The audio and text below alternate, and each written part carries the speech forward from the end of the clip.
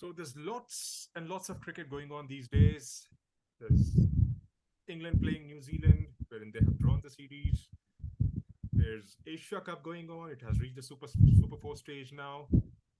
What an incredible game of cricket we had last night, wherein Afghanistan took to Sri Lanka, and it was ever so close, basically. And as we speak, there's a game going on between Pakistan and Bangladesh. It looks like it's going to be an easy victory for Pakistan. And amidst all this, we have the Indian squad, the Indian World Cup squad, ready to take on the rest of the world. To discuss more on cricket, I am joined by my friend Damanpreet Singh. Damanpreet, how are you doing? How excited are you for the news that broke out yesterday? And how do you see the squad? Well, I'm absolutely fine, Junaid, and I hope that you will be fine as well. And yeah, I'm really excited for this World Cup as ODI World Cup comebacks to India after 12 years. And although 2016 T20 World Cup was there, but it was happening in 6 to 7 cities, and India just played in few cities. So yeah, I'm really excited to watch Indian cricket team back in ICC tournament. We'll be cheering for them, of course, in Delhi, and also we'll be looking to visit various stadiums as well. Yeah, So I'll definitely join you in Delhi when we play there. Uh, the, yeah. I mean, most of us were fine with the squad that was announced, except a couple of questions that we had. All right, how fit is KL Rahul? And he's back into the squad. Mm, Chahal being left out again. The inclusion of Shardul Thakur, that actually has raised a few eyebrows, and also Akshar Patel, right? When you have Ravinder Jadeja and who offers more or less the same variety, so why would you want to have Akshar Patel when you already have a left arm spinner, a finger spinner perhaps, who's a better batsman and a brilliant fielder? I mean, nothing to take away from Akshar, by the way. It's just that you could have slotted in somebody else, maybe a Prasidh Krishna or Yuzvendra Chahal for that matter, in place of Shardul Thakur. What do you think? Well, absolutely. I mean, first of all, there should be no question on KL Rahul now because I was following the NCA updates, Okay. and he almost fielded for two back-to-back days for 50 overs. Sorry, fielded. He kept the wickets.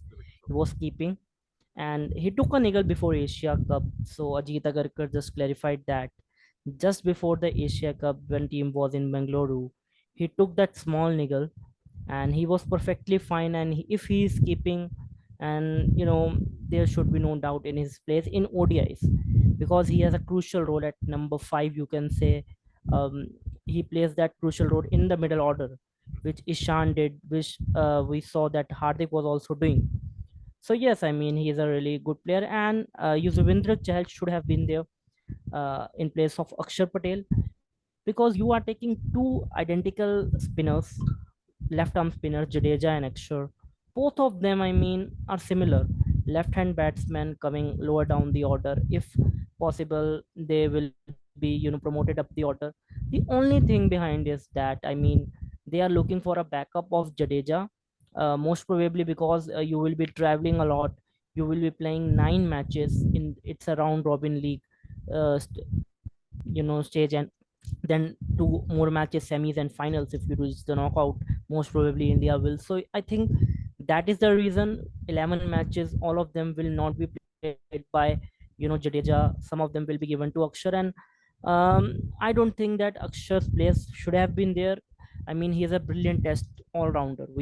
All of us have seen Yeah. his innings at Delhi. I mean, I was there in the stadium when he just took the game away from Australia. So I think in test matches at home, his place is perfectly suitable. He should be ahead of Jadeja sometimes in test matches. But in ODIs, I personally feel that Chahal should have been there, especially Kuldeep and Chahal taking wickets in the middle. And Shardul Thakur inclusion is some thing, right, because we have seen that our three pacers, Siraj, Shami, and Bumrah, after few overs they become identical. But Shardul is someone who comes and he can give you those breakthroughs. And Dharamshala and most probably you can say Pune. Mhm. These two two other stadiums where Shardul will be playing definitely, because you will be needing that fourth pacer apart from Hardik. So yeah, Shardul inclusion is not that thing to worry about. But yeah, हाँ, Akshar should have not been अच्छा, there. Yeah. मैं फिर उस सवाल पे आता हूँ ना कि क्या ये ऐसा होगा कि Shardul as a batting allrounder खेलेंगे या एज ए बॉलिंग ऑलराउंडर? क्यों? क्योंकि अगर आप शार्दुल को as a batting allrounder consider कर रहे हैं और टीम में 11 में खिला रहे हैं, जब तक शार्दुल की बैटिंग आएगी, इसका मतलब ये होगा कि आपकी बैटिंग ऑलरेडी फ्लॉप हो चुकी है, right? If you are banking on Shardul to score those runs, right, अगर आप किसी एक मेन बॉलर जिससे आप 10 ओवर करवा सकते थे, उसके बजाय आप शार्दुल को टीम में इंक्लूड कर रहे हैं, then like you know there is no like for like comparison. For example, अगर आप शामी को बिठाते हो, क्योंकि तीन पेसर में लाइकलीनेस यही है कि शामी बैठेंगे, सिराज को आप बिठा नहीं सकते, आप बुमराह को बिठा नहीं सकते।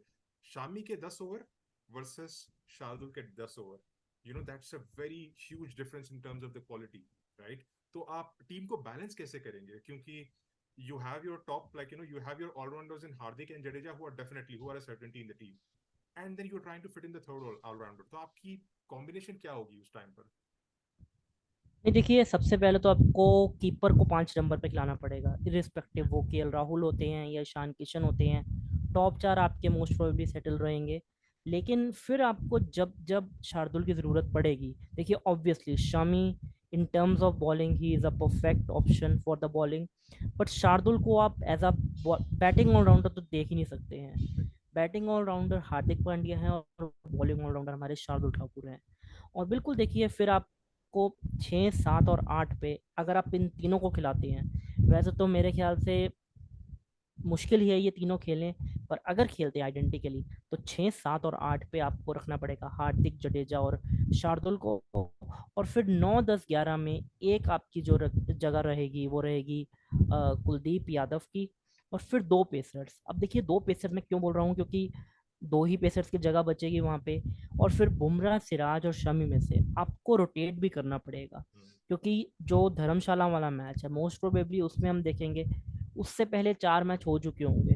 तो आई थिंक कुछ कुछ मैचेस के बाद आपको देखने को मिलेगा। और कोलकाता में भी वो जो मैच है हमारा अगेंस्ट साउथ अफ्रीका 2 नवंबर को, और जब नवंबर की स्टार्टिंग होती है हम सब देखते हैं कि ड्यू एक फैक्टर रहता है। बन तो जाता है। कहीं ना कहीं आप देखेंगे कि कुछ मैचेस में हो सकता है आप कई मैचेस में जडेजा को बाहर बिठा के अब फिर शमी को भी खिला रहे हैं, 3 पेसर्स भी खिला रहे हैं। और बिल्कुल हमारी इंडियन कंडीशंस पिछले कुछ मैचेस में पेस को भी उन्होंने वेरी किया है। तो आई थिंक शार्दुल डेफिनेटली इसी तरीके से खेलेंगे कि आपको टॉप 5 5 नंबर पे कीपर, जो हमारी 2020 के बाद स्ट्रैटेजी रही है।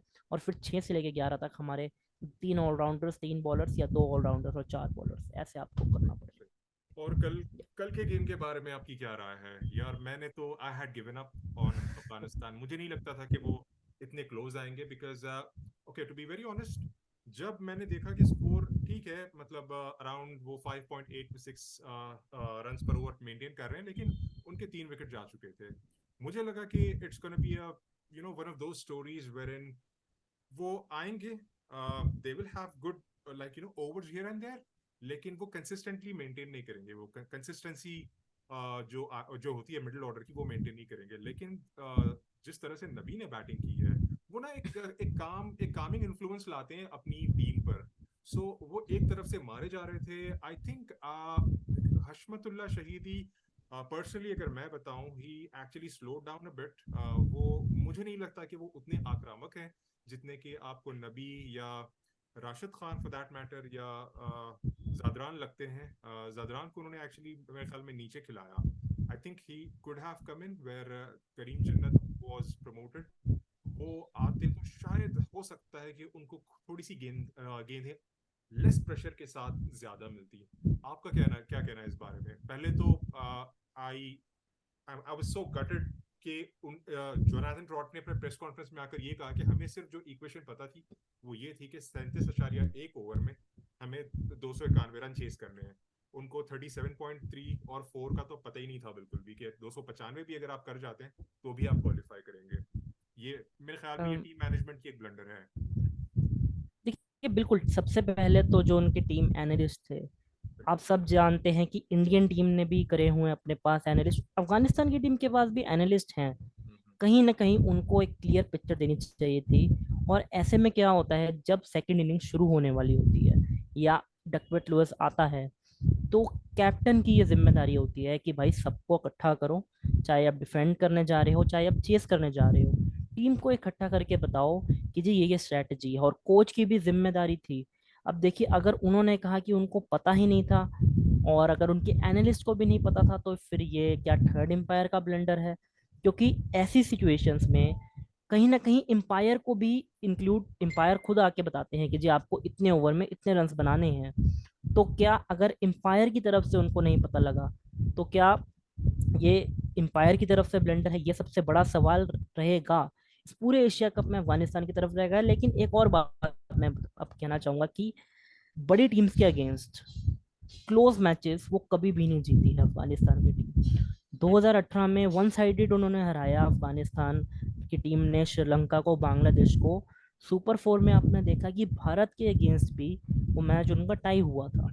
उसके बाद 2019 में आप देखेंगे तो भारत के अगेंस्ट वर्ल्ड कप के मैच उठाइए, आप पाकिस्तान के अगेंस्ट वर्ल्ड कप का मैच उठाइए, क्लोज मैचेस वो नहीं जीत जीत पा रहे हैं। उसका सबसे बड़ा कारण ही यही है मुझे ये कि लगता वो है कि एंड में आके, ब्रेन फेड हो जाता है कि बिल्कुल बिल्कुल, इनएक्सपीरियंस। Lack of experience. बिल्कुल। जी, कंटिन्यू। 2006 के अंदर आपने अगर वो पिक्स देखी हो कि वो कैसे किन हालातों से निकल के आए हैं, सबसे पहले तो क्रेडिट देना चाहिए कि वो फिर भी हिम्मत करके खेल रहे हैं। कहीं ना कहीं देखिए उनका अभी भी यही है कि जब आप क्लोज आ गए, नबी और शहीदी ये जब खेल रहे थे, ऐसा लगा कि they will take the Afghanistan team home easily. Easily. क्योंकि उनके सामने एक टारगेट था, 300 कुछ, आपको 292 बनाने थे 37 ओवर्स में according to the situation. And they were batting, I mean 20 run, 19 run, 15 run भी एक ओवर में आए। बिल्कुल। वहां से एकदम से बेल लागे कि जो दो विकेट्स थी, आई थिंक उन्होंने गेम को चेंज किया। और जैसे कि आपने कहा कि उनको पता ही नहीं था और एंड में उनके शोल्डर्स डाउन हो चुके थे। अब उनके ड्रेसिंग रूम का रिएक्शन देखिए, अगर कुछ भी उनको ऐसा पता होता जैसे कि ट्रॉट ने भी बताया, तो वो रिएक्शन देते वहां पे। राइट। पर राशिद बिल्कुल डाउन थे। और फिर एंड में देखिए डिसिल्वा की वो गेंद, और फारूकी, कई लोग तो कह रहे हैं वो बॉल के साथ भी टीम की मदद करते हैं, सामने वो बैट के साथ भी अब उन्होंने मदद करी। तो बिल्कुल सीखना चाहिए उनको। और आई थिंक आगे से, क्योंकि देखिए बहुत चीजें हैं। पाकिस्तान का हमने देखा कि पिछले साल जब विराट कोहली के अगेंस्ट हुआ था, फ्री हिट पे वाइड हुई, उन्हें लगा कि बोल्ड होता है तो रन्स नहीं भाग सकते। It's all about presence of mind, it's कि ऑल आप अबाउट गेम गेम में कितने अवेयरनेस। इन्वॉल्व हो। It's all about game awareness, क्योंकि आप गेम के बारे में यस यस जानते यस, हैं। डेफिनेटली या। राइट। तो उसपे में उसमें वही था कि आप बजाय इसके कि जाके आप एम्पायर से बहस कर रहे हैं, यू नीड टू नो कि क्योंकि अगर आप उस मैच को, because you have brought that up, अगर आप ना शॉर्ट थर्ड मैन पे शाहीन अफरीदी ठहरे हुए थे, जैसे वो बॉल विकेटों से टकराई है नवाज की, विराट कोहली जब बैटिंग कर रहे थे, instead of running towards the ball, right, वो आगे दो स्टेप लेते हैं, लाइक सेलिब्रेट करने के लिए।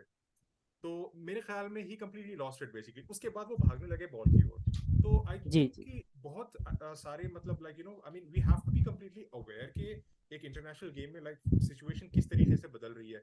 एक तरफ आपके विकेट्स जा रहे हैं, मैं कल की बात कर रहा हूँ, जब अफगानिस्तान के विकेट्स टुवर्ड्स द एंड जब गिर रहे थे, जब मुजीब का विकेट गिरा, तो इन्फॉर्मेशन फारूकी को दी जानी चाहिए थी कि देखो तुम्हें जाकर ये करना है अभी, राइट, कि एक हो गया है, ठीक है, अभी हम ये मैच उस वक्त जीत सकते हैं जब अगली 3 गेंदों में तुम एक छक्का लगा दो या 6 रन बना दो किसी तरह से।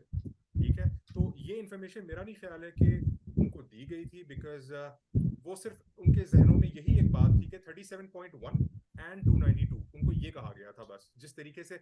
अदरवाइज वो जो सिंगल था, मुजीब सॉरी राशिद मेरे ख्याल में खेल रहे थे या मुजीब खेल रहे थे, सॉरी, वेलालगे से पहला वाला ओवर, लास्ट बॉल पे राशिद ने सिंगल डिनाई किया था। मुझे लगा कि यार why are you denying it, क्योंकि लास्ट कुछ मैचेस में Mujeeb has been handful with the bat, वो लगा देता है कहीं ना कहीं। हो सकता है वो आपको एक रन निकाल देता या एक चौका, कुछ भी हो सकता है, यू नेवर नो। तो बहुत सारी ऐसी चीजें हुई हैं इस गेम में, जो specially in the last 5 overs they have played I think quite a few dot balls.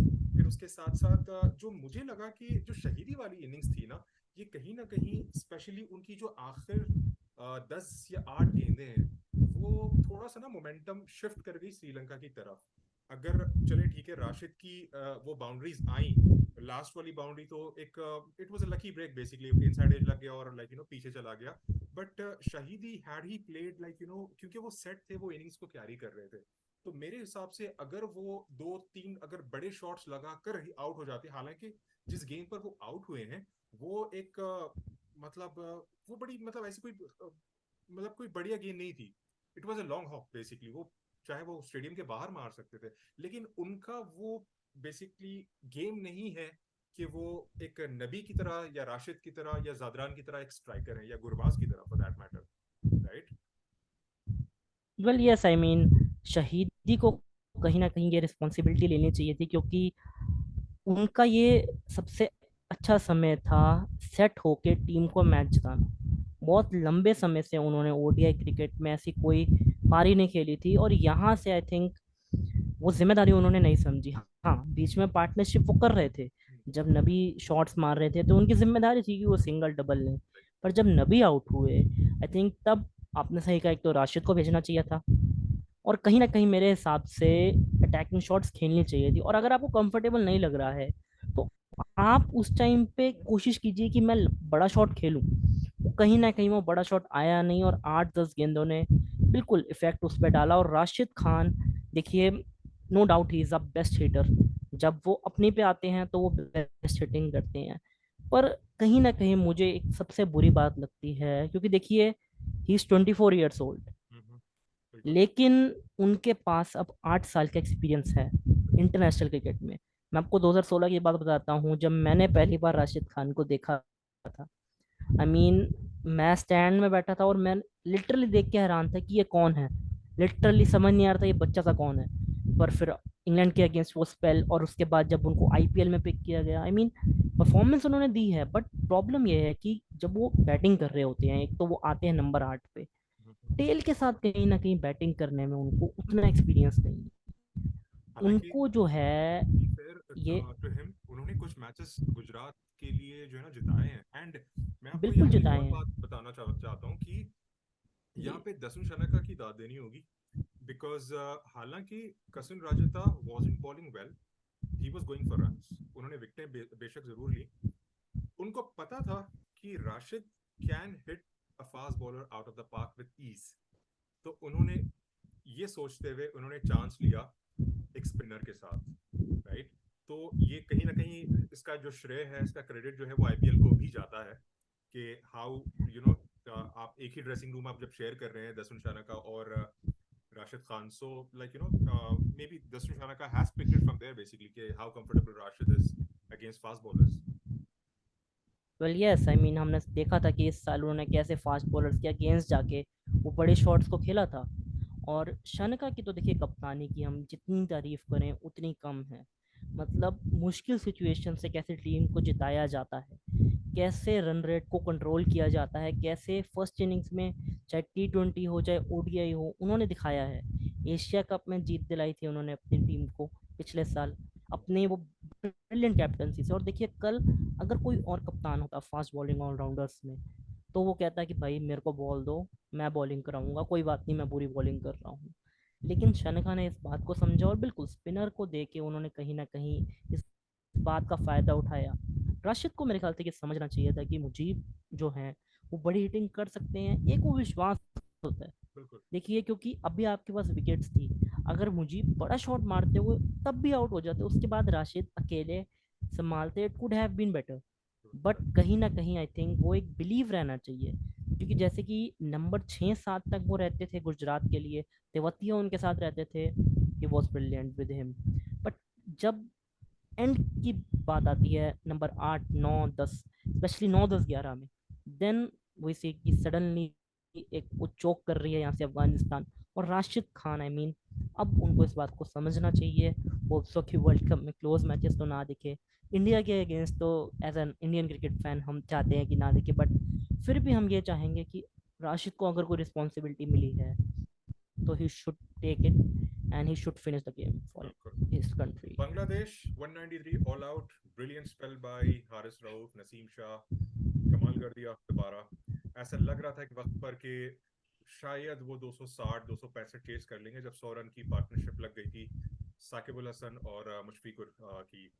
But I think it was again वही हुआ जो जिसका डर था. Haris Rauf came in that spell and 4 wicket वो ले गए, और नसीम ने 3 विकेट ले लिए. And I think they are 15 for no loss in 5 overs. Do you think yes उनकी यस ये यस, कुछ ये फ्लड लाइट्स का इशू कंसिडरिंग हुआ के था जो कि उधर रहता ही है, कंसिडरिंग के बट लाहौर की विकेट है कहीं और ना कहीं, जी बॉल हाँ देखिए चेस तो हो बैट सकता पर है. आएगा. या बिल्कुल. या यहाँ पे देखिए चेस की अगर मैं आपको बात बताऊं तो, क्योंकि ये हरी घास है आज इस पिच पे, और ये पिच लगातार दूसरे दिन खेला जा रहा है यहाँ पे मैच, तो कहीं ना कहीं थोड़ी सी आपको स्विंग में हेल्प मिलेगी. पर अगर आप तस्कीन और इस्लाम का पहला स्पेल निकाल जाते हैं, जैसे कि अभी एक स्टॉप पे आई आपकी, तो कहीं ना कहीं फ़खर और इमाम को दोबारा से जो है आना होगा, दिमाग अपना यहाँ पे दोबारा से लगाना होगा, क्योंकि पहला मैच इनको याद होगा मुल्तान में, दोनों के दोनों जल्दी आउट हुए थे. उसके अलावा भारत के अगेंस्ट तो बैटिंग ही नहीं है दोनों की, तो कहीं ना कहीं थोड़ी समझदारी दिखानी होगी, और आपको कहीं ना कहीं पावर प्ले में आराम से खेलना होगा, and it can be easy chess. और आई थिंक बाबर और उसके बाद नंबर 4 पे अगर रिजवान आते हैं तभी तक आप रखिए, उसके नीचे आप जिम्मेदारी मत दीजिए और भी बल्लेबाजों को. तो आई think it should be easy chess for Pakistan. या What do you think? 10 September Sunday is going to be a super Sunday. Will well, be. First of all overcast conditions हैं अभी भी, बारिश ना आए ये हम सब चाहते हैं. दोनों तरफ से आप देख सकते हैं कि इंडिया जो है वो अपनी आई थिंक प्लेइंग 11 में एक चेंज शायद करे, क्योंकि अय्यर को बाहर बिठा के राहुल को अंदर लेके आ सकती है टीम. ईशान किशन को अब ड्रॉप करते हैं या नहीं, ये मतलब बोल्ड डिसीजन होगा. थोड़ा सा मेरे हिसाब से तो नहीं करना चाहिए. एंड यू नो पाकिस्तान जैसे कि उन्होंने आज की प्लेइंग 11 चुनी है, फ़हीम को लेके नवाज को बाहर उन्होंने बिठाया है, तो आई थिंक यही अप्रोच से वो जाएंगे. But I feel really bad for them, क्योंकि ट्रैवल करना, फिर बाद में बस से 1 घंटे का सफ़र करके जाना, आई थिंक कहीं ना कहीं सोचना चाहिए था यहाँ से एसीसी को. और हम सब देख रहे हैं कि कैसे वेन्यूज़ का चेंज होने का पहले अपडेट आता है, एंड फिर एशियन क्रिकेट मैं काउंसिल आपको वही मतलब कहती एक है बात कि बताता हूँ वेन्यूज़. कि मैंने इंडिया पाकिस्तान पाकिस्तान गेम और इंडिया नेपाल गेम, मतलब from a viewer perspective I didn't enjoy it. Why? Because मैंने ऐसा इंडिया पाकिस्तान का गेम ये देखा है श्रीलंका में जो हुआ है, जहां पर क्राउड ही नहीं था. लाइक लिटरली आज India India versus Nepal game में, I mean you you could hardly see. Indian fans were out number for the first time I believe. Nepali fans जो थे ना वो नंबर में ज्यादा थे. तो मुझे नहीं पता कि ये क्या सोचकर करवाया गया था कि श्रीलंका करवा देते हैं Asia cup. I think Dubai could have been a much better option in that case के. वेल डेफिनेटली, क्योंकि देखिए तब जो कि आपका होम क्रिकेट बोर्ड का प्रेसिडेंट है, पीसीबी इस एशिया कप को होस्ट कर रही है, तो तब नजम सेठी ने ये सीधी सीधी जो है बात रखी थी कि आप दुबई को होस्ट रखिए. और इवन स्टार स्पोर्ट्स जो कि इंडियन कंपनी है, वो तो ये कह रहे थे कि चलिए ठीक है, पाकिस्तान नहीं जा सकती टीम इंडिया, अगर जाती भी तो स्टार स्पोर्ट्स को तो कोई दिक्कत नहीं थी. मेन दिक्कत तो I think I Indian government की तरफ से. और उसके बाद श्रीलंका में भी ये किसी तरह डट गए कि जी हमको डाम्बोला में और अम्बरोटा में नहीं जो है वो करना है. डाम्बोला में ठीक है आपके फ्लड लाइट्स के इशू हैं, पर Hambantota I think it was that best venue to play the cricket. But fans का ना होना इसका सबसे बड़ा जो कारण है वो यही है कि 2.5 घंटे का travel from airport, this is the I think biggest reason. और आपको याद हो 2011 के जो वर्ल्ड कप में भी सेम चीज़ हुई थी, इस मैदान पे आपको इतने फैंस नहीं देखने को मिलते. पालाकले का जो एक ग्राउंड है, अगर ये मैच कैंडी के ग्राउंड पे होता, जो कि कैंडी में एक मतलब छोटा सा ग्राउंड है, but it could have been packed. तो बिल्कुल देखिए ये एक ब्लंडर है एशियन क्रिकेट काउंसिल का. और इसके अलावा ब्रॉडकास्टर ने तो कह कह के वो थक गए. इवन आपको मैं एक बात बताता हूँ कि 50 करोड़ INR इतने का लॉस हुआ है स्टार स्पोर्ट्स को सेकंड इनिंग्स ना होने की वजह से, क्योंकि इंडिया पाकिस्तान के मैच में व्यूअरशिप आती है, आपको आपकी एडवर्टीजमेंट दिखानी पड़ती है, बट ड्यू टू रेन, क्योंकि स्टार्ट स्टॉप हो रहा था सेकंड इनिंग्स में, आपने देखा ना के बराबर एडवर्टीजमेंट्स आई. और अगर कोलंबो में वो मैच नहीं होता है संडे को, तो 100 करोड़ INR का लॉस हो सकता है स्टार स्पोर्ट्स को। और ऑलरेडी हम देख रहे हैं कि स्टार के हाथ से कितने राइट्स निकल चुके हैं, होम ब्रॉडकास्टिंग राइट्स निकल चुके हैं। तो स्टार स्पोर्ट्स के पास यही मौका है, इंडिया पाकिस्तान के मैच का ही मौका है। इवन जो ये हमारा group A, group B, then super 4 का ये पूरे का पूरा सिस्टम है, ये ब्रॉडकास्टर ही लेके आया है। नहीं तो पहले आप देखते थे कि 6 टीम्स आपस में खेल के फाइनल खेलती थी। तो आपको आई ये थिंक लगता इट्स है अ कि लॉस फॉर फैंस। क्योंकि या अभी, सॉरी मैं आपको काट रहा हूँ, जी जी। आपको ये लगता है कि कहीं ना कहीं क्योंकि ACC अपनी हरदर्मी पर रहा और उन्होंने फोर्सफुली ये टूर्नामेंट को श्रीलंका शिफ्ट करवाया, तो ब्रॉडकास्टर ये कह सकता है कि भाई you have to repay, I mean you have to pay our losses.